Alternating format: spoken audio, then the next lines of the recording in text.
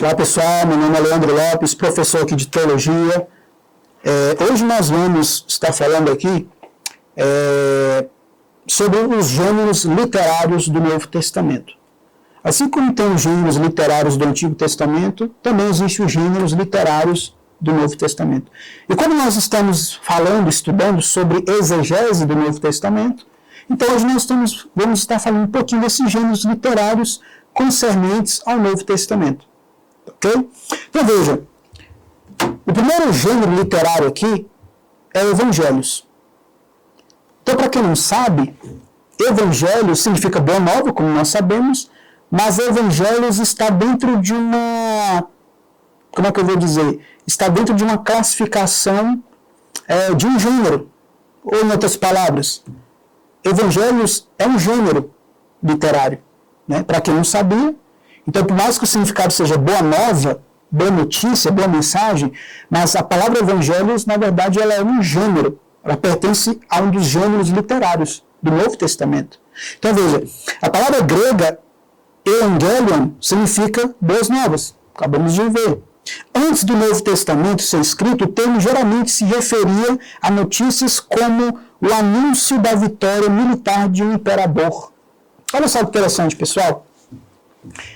É interessante que alguns termos, algumas palavras da Bíblia, elas foram tiradas dentro de um outro contexto. Né? Isso a gente vai ver algumas práticas, inclusive ali no Antigo Testamento também.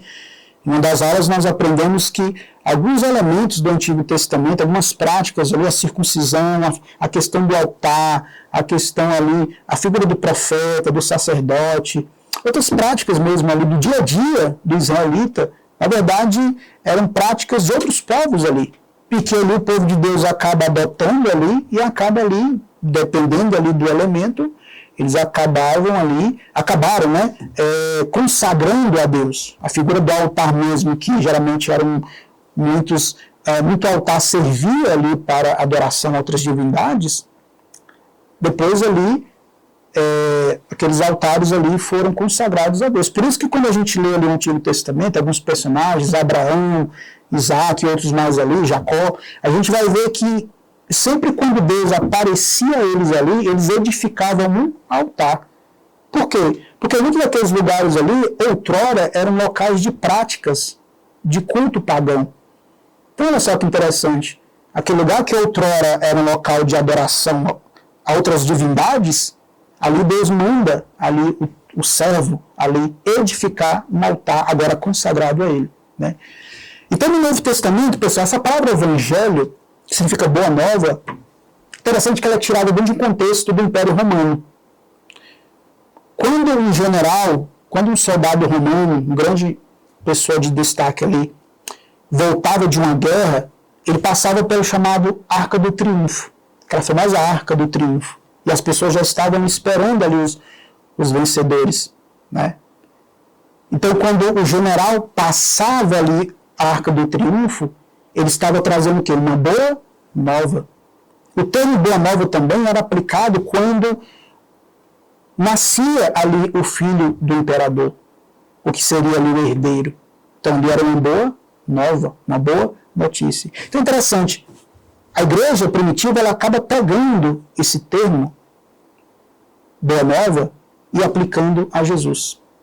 Né? Quando a gente pega, por exemplo, a palavra logos, João capítulo 1, versículo 1 em diante ali, que o logos era Deus, né, o verbo, e o verbo era Deus. Mas a palavra logos ali, originalmente, pessoal, a gente sabe que o Novo Testamento ele foi ali escrito dentro da língua grega, né? E então muita coisa ali foi influenciada dentro do grego, né? Que era a cultura predominante ali no mundo. A gente sabe que teve toda uma questão cultural, uma influência no mundo inteiro, né? Muitas palavras do nosso dia a dia, né? Dentro da medicina, por exemplo, derivam ali do grego, né? E o Novo Testamento foi escrito do grego ali, né? E olha só, a palavra logos, originalmente, ela é tirada dentro de um contexto filosófico, dentro de um contexto religioso filosófico.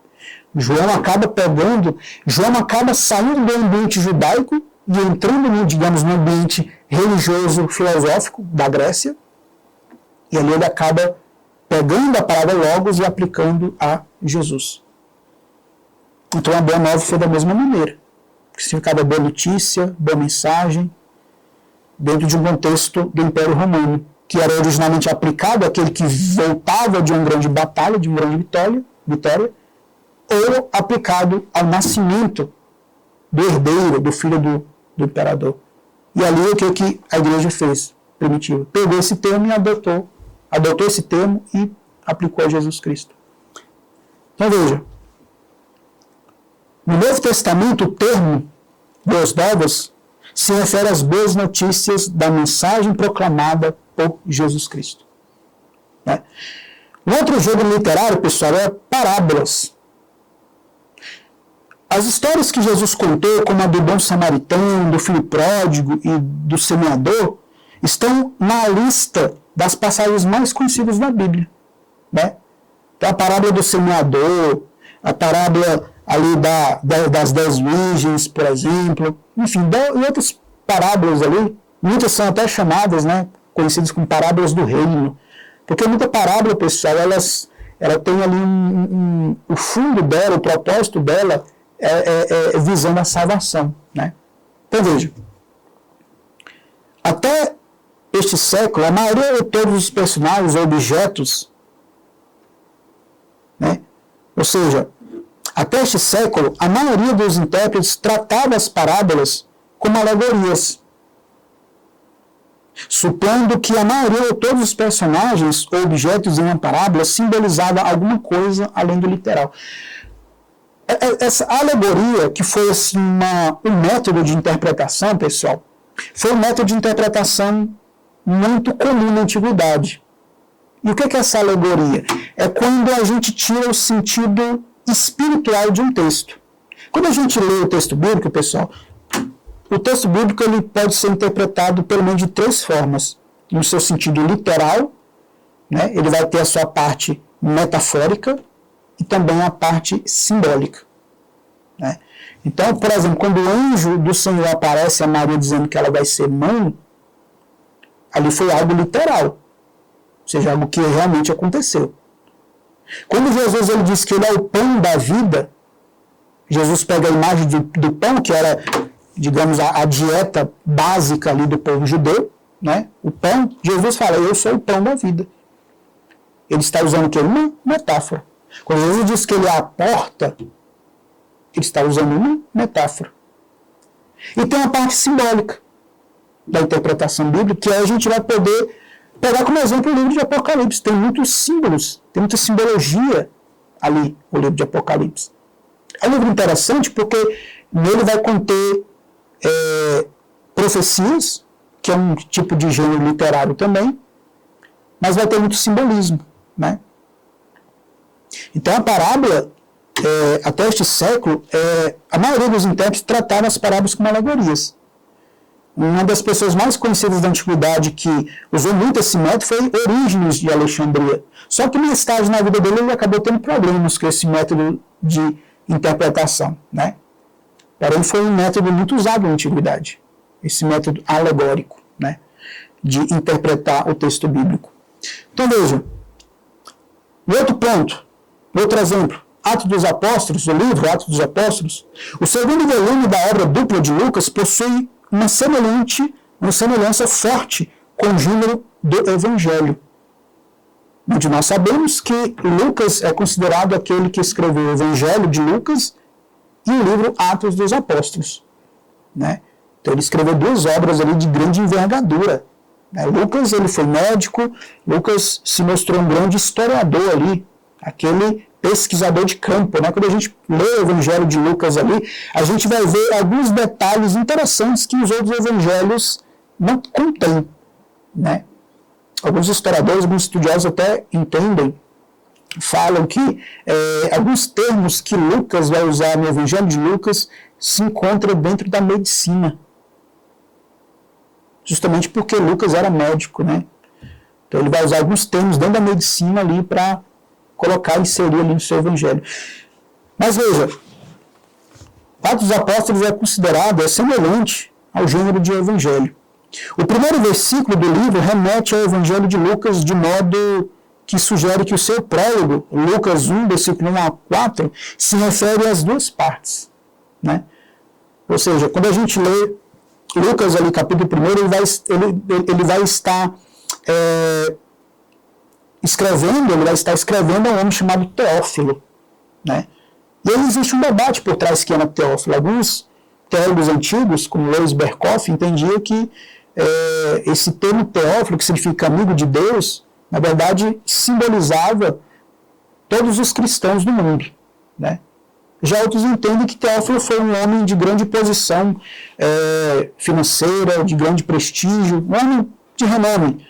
Até porque dá a entender ali que esse homem, ele talvez era um novo convertido ali, e queria saber mais a respeito de Jesus, e aí ele patrocina, né? Ele vai ali patrocinar ali Lucas para ele estar escrevendo o Evangelho. E essa prática de patrocinar alguém, pessoal, para escrever algo, era muito comum na antiguidade, né? Então, alguns entenderam como Louis Berkhoff, né, famoso teólogo calvinista, ele entendia que o termo Teófilo, na verdade, simbolizava, significava ali, representava todo o povo de Deus no mundo. Já outros entendem que Teófilo pode ter sido realmente um homem de renome, um homem de posição grande ali, que teve condições ali de patrocinar Lucas a escrever o Evangelho de Lucas. Há uma forma também de ele mesmo, talvez sendo um recém-convertido ali, de estar querendo saber mais a respeito de Jesus. Ok? Então é isso. Outro ponto, outro exemplo, é as epístolas. Geralmente, pessoal, dentro de uma classificação ali, epístolas são cartas. E cartas geralmente têm essa conotação mais individual, mais particular, né? Lembro que hoje, eu acho que não existe mais, mas como na nossa infância era muito comum alguém escrever cartas, né? Para um parente distante, para outro estado. Então a pessoa escreveu uma carta, né? De cunho pessoal, remetente e tudo mais. Então as epístolas, elas são cartas, né? Ou seja, de um cunho mais particular. Paulo mesmo vai escrever várias ali, né? Algumas cartas e tal, epístolas, algumas cartas de cunho pessoal, né? O outro gênero, pessoal, é Apocalipse, que tem também em seu conteúdo bíblico, né, o livro de Apocalipse, uma profecia. Como eu falei uns minutos atrás, o livro de Apocalipse vai conter profecias também, né? Então veja, Apocalipse como literatura apocalíptica, as características da literatura apocalíptica incluem a descrição dos acontecimentos referentes ao fim dos tempos. Eu sei que hoje em dia o livro de Apocalipse ele é muito, até por conta também dos filmes que são feitos, filmes que fizeram no passado, mas o livro de Apocalipse é muito associado à destruição, ao caos, mas na verdade, pessoal, Apocalipse é um livro que mostra a consolação, mostra ali Jesus de fato e de verdade fazendo juízo na terra, mas é um livro também de consolação, de consolar os crentes, é um livro também de adoração. Então, Apocalipse, ele não está, a gente não pode definir Apocalipse sendo um livro de destruição. Quando a gente ouve a palavra Apocalipse, é muito comum nos filmes, até no dia a dia a pessoa falando que, nossa, estamos vivendo dias apocalípticos, né? E, geralmente aquela imagem de desértica, aquela imagem de caos, de escassez, mas não é isso que a Bíblia fala, de fato, né? Então é importante a gente entender, mas que é um gênero literário, Apocalipse. Ok, pessoal? Então, nós aprendemos alguns gêneros aqui literários hoje, né? Gêneros literários do Novo Testamento, a qual a gente aprendeu o que é Evangelho, o que é parábolas, o que está ali no contexto de Atos dos Apóstolos, nas epístolas, e por fim aqui, Apocalipse. Espero que vocês tenham gostado dessa aula. Até a próxima.